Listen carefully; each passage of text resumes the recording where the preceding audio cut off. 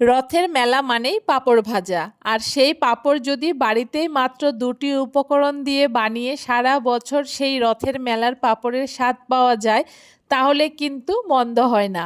আর এই পাঁপড়গুলো আপনারা একবার বানিয়ে 6 মাস থেকে 1 বছর পর্যন্ত সংরক্ষণ করে রেখেও দিতে পারেন। নমস্কার বন্ধুরা, মন কিচেনে আপনাদের সবাইকে স্বাগত। আশা করি আপনারা সবাই খুব ভালো আছেন।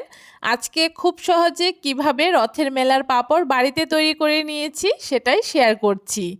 তার জন্য প্রথমে একটা মিক্সিং জারের মধ্যে ছোট একটা বাটি মেপে 1 বাটি সুজি দিয়ে দিচ্ছি, আর সেই একই বাটির আমি হাফ বাটি ময়দা দিয়ে দিচ্ছি, আর তার সাথে স্বাদ মতো নুন দিয়ে দিচ্ছি।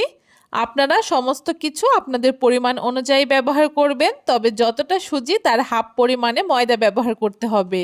সব কিছু একসাথে খুব ভালো করে একটুখানি ঘুরিয়ে গুঁড়ো করে নিয়েছি, তবে খুব বেশি মিহি গুঁড়ো করার প্রয়োজন নেই।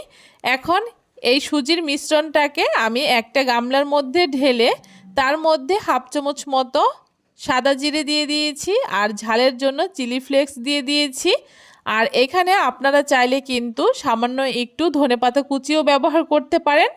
এখন খুব ভালো করে একটুখানি শুকনো উপকরণ মিশিয়ে নেওয়ার পরে অল্প অল্প করে জল দিয়ে একটা পাতলা ব্যাটার তৈরি করে নেব। এই ব্যাটারটা কিন্তু খুব বেশি গাঢ় হবে না, পাতলা করেই ব্যাটারটাকে তৈরি করে নিতে হবে। এখন একটা হ্যান্ড উইক্সের সাহায্যে খুব ভালো করে মিশিয়ে দিচ্ছি, যাতে এই ব্যাটারের মধ্যে কোনো রকম দলাভাব না থাকে।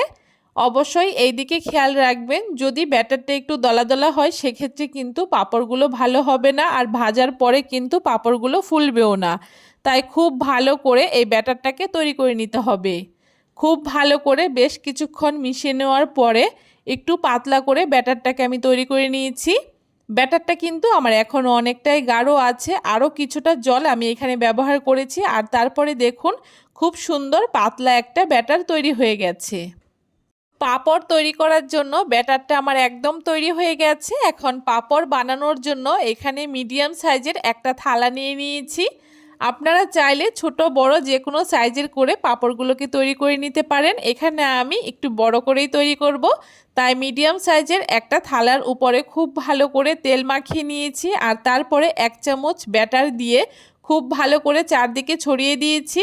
আর আগে থেকে একটা সসপ্যানের মধ্যে আমি জল গরম বসিয়ে দিয়েছিলাম, জলটা খুব ভালো করে বলক চলে এসছে। এখন ওই সসপ্যানের উপরে থালাটাকে বসিয়ে দিয়ে এখন ঢাকা দিয়ে 2 মিনিট মতো হাই ফ্লেমে ভাপিয়ে নিলেই কিন্তু পাঁপড়টা খুব সুন্দর হয়ে যাবে। দেখুন খুব সুন্দর পাঁপড়টা একদম সেদ্ধ হয়ে গেছে। এখন এটাকে আমি নামিয়ে খুব ভালো করে ঠান্ডা করে নেব। পাঁপড়ের থালাটাকে অবশ্যই ঠান্ডা করে তারপরে পাঁপড়টাকে তুলতে হবে, তা না হলে কিন্তু পাঁপড়টা ভেঙে যাবে, ভালো মতো উঠবে না। পাঁপড়ের থালাটা আমার ঠান্ডা হয়ে গেছে। এখন একটা ছুরি দিয়ে চারদিকে এইভাবে করে প্রথমে ছাড়িয়ে নিচ্ছি, আর তারপরে একটা কোণা থেকে এইভাবে করে আলতো হাতে পাঁপড়টাকে আস্তে আস্তে তুলে নিতে হবে। খুব বেশি তাড়াহুড়ো করা যাবে না। আর এইভাবে করে আমি দুটো থালা নিয়েছি, একটা থালা ঠান্ডা হতে হতে আরেকটা থালার মধ্যে আমি পাঁপড়টাকে ভাপিয়ে নিচ্ছি। এভাবে করে সবগুলো পাঁপড় আমি তৈরি করে নিয়েছি।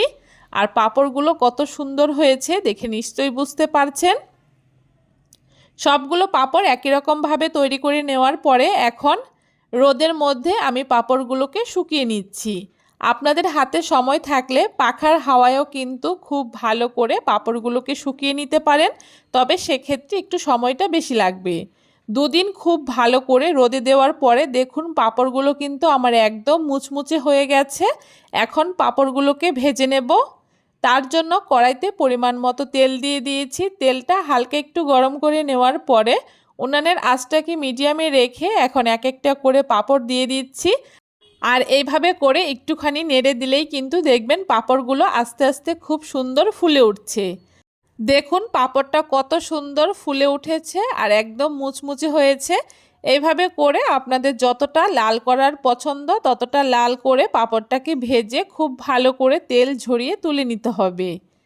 একই রকমভাবে আরও একটা পাঁপড় আমি আপনাদেরকে ভেজে দেখাচ্ছি। উনানের আঁচটাকে মিডিয়ামে রেখে পাঁপড়টাকে দিয়ে এইভাবে করে দুটো হাতার সাহায্যে আমি এইটাকে ছড়িয়ে দিচ্ছি, এতে কিন্তু পাঁপড়টা একদম গোল হবে। আর এইভাবে করে একটা পাশ হালকা একটু কালার চলে আসলে উল্টে দিয়ে আরেকটা পাশও হালকা একটু কালার করে ভেজে নেব। এইভাবে করে আমি সবগুলো পাঁপড় এখানে লাল লাল করে ভেজে নিয়েছি আর পাঁপড়গুলো ভেজে তুলে ঠান্ডা করেও নিয়েছি। আর একটা পাঁপড় আমি আপনাদেরকে ভেঙেও দেখাচ্ছি পাঁপড়গুলো কত সুন্দর মুচমুচে হয়েছে। আপনারাও কিন্তু এখন রথের মেলার পাঁপড় বাড়িতেই তৈরি করে নিতে পারবেন। কেমন লাগলো আজকের এই পাঁপড়ের রেসিপি অবশ্যই কমেন্ট করে জানাতে ভুলবেন না। ভিডিওটা ভালো লাগলে সবার সাথে শেয়ার করে চ্যানেলটাকে সাবস্ক্রাইব করবেন।